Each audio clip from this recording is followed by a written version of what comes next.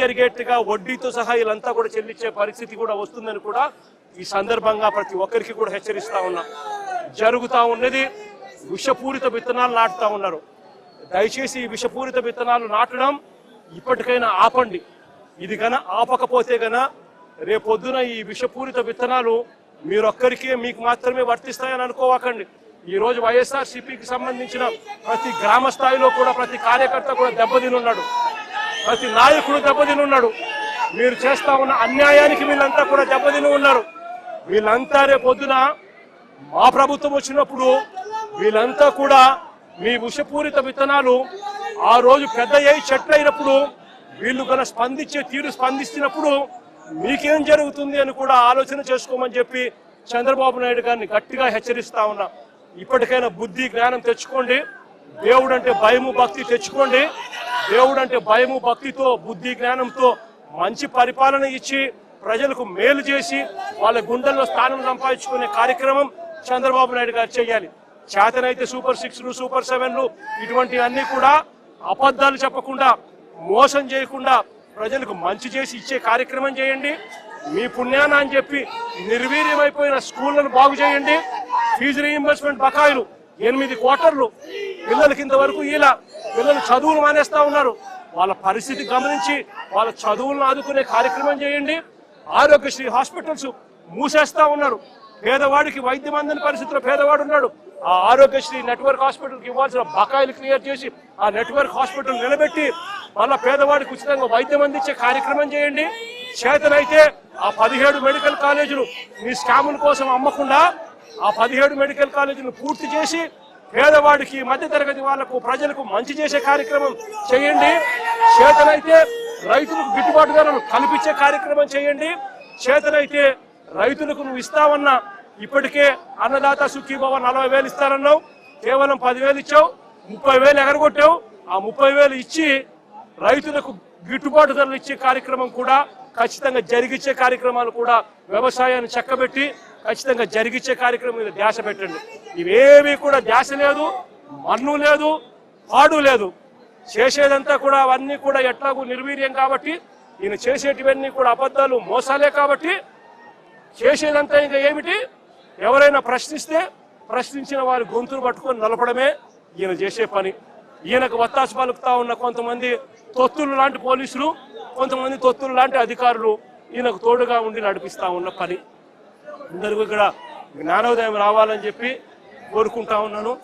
ఇలాంటివి జరిగితే మాత్రం చూస్తూ ఊరుకునే కార్యక్రమం ఖచ్చితంగా ఉండదు. ఖచ్చితంగా స్పందన కూడా ఉంటుందని కూడా ఈ సందర్భంగా ఖచ్చితంగా చెప్తా ఉన్నాము. ఇలాంటి ఘటనలు జరిగితే రేపొద్దున రాష్ట్ర వ్యాప్తంగా కూడా బంధు పిలుపులు కూడా ఇచ్చే కార్యక్రమాన్ని కూడా వెనకడుగు వేయము. ఇంకా అడుగులు వేగంగా కూడా పడతాయి. ఇలాంటివి కన్నా ఆగకపోతే మాత్రం చంద్రబాబు నాయుడు గారిని గట్టిగా వార్నింగ్ ఇస్తూ చెప్తా ఉన్నాము. ఇష్యూస్ పెద్ద అవుతాయి. ఢిల్లీ లెవెల్లో కూడా ఎన్హెచ్ఆర్సీకి కూడా రిపోర్ట్ కూడా కంప్లైంట్ కూడా ఇచ్చే కార్యక్రమం చేస్తా ఉన్నాము. కోర్టుల తలుపులు తడతాము.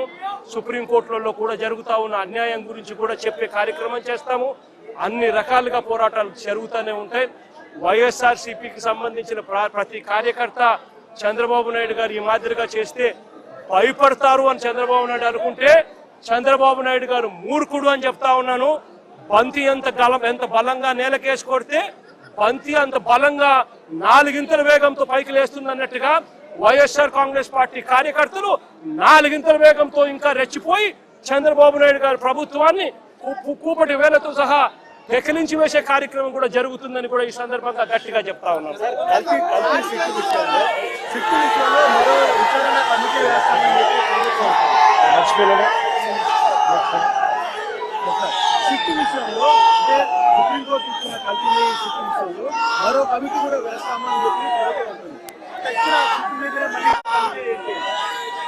చంద్రబాబు నాయుడు గారు అనే వ్యక్తి ఎలాంటి దుర్మార్గుడు, ఎలాంటి రాక్షసుడు అని అంటే తాను అబద్ధం చెప్పాడు అని, మోసం చేశాడు అని ప్రజలకంతా తెలిసిపోయింది.